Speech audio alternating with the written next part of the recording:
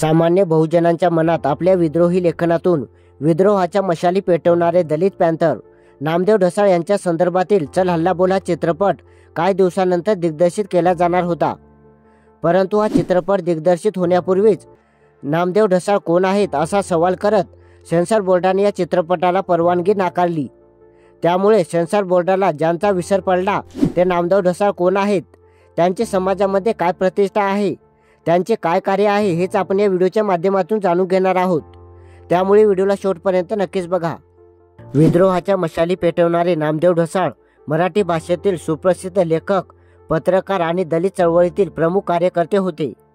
नामदेव ढसाळ यांचे लहानपण मुंबईतील रेड लाईट एरियामध्ये गेले, त्यामुळे त्यांना समाजाच्या तळागाळातील शोषितांच्या व्यथा जवळून पाहायला मिळाल्या। त्यांच्या लेखणीने दलितांचे दुःख, वेदना आणि विद्रोहाला आवाज मिळाला।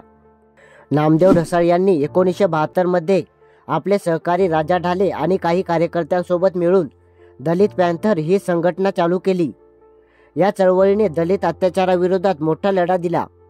नामदेव ढसाळ यांचे समाजाबद्दल कार्य बघून त्यांना भारत सरकारने पद्मश्री पुरस्कार देखील बहाल केला।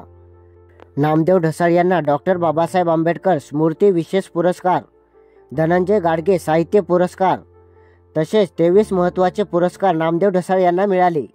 ज्या लेखकाला एकूण 23 महत्त्वाचे पुरस्कार मिळत असतील आणि त्यामध्ये जर पद्मश्री पुरस्कार देखील असेल तर अशा व्यक्तीबद्दल कोण आहे नामदेव ढसाळ, त्यांच्या कविता काढून टाका असं म्हणणाऱ्या सेन्सॉर बोर्डाला स्वतःचीच लाज वाटायला पाहिजे।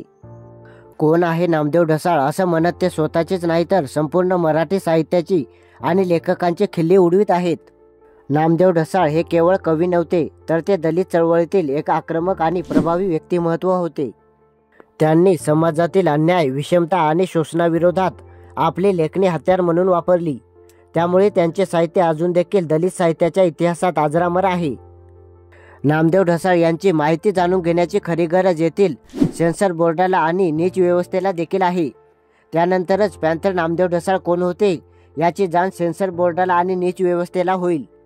तुम्हाला नामदेव ढसाळ यांच्या विद्रोही लेखनाबद्दल काय वाटते कमेंटमध्ये नक्की सांगा आणि आपल्या जागरूक महाराष्ट्र या चॅनलला नक्की सबस्क्राईब करा। धन्यवाद।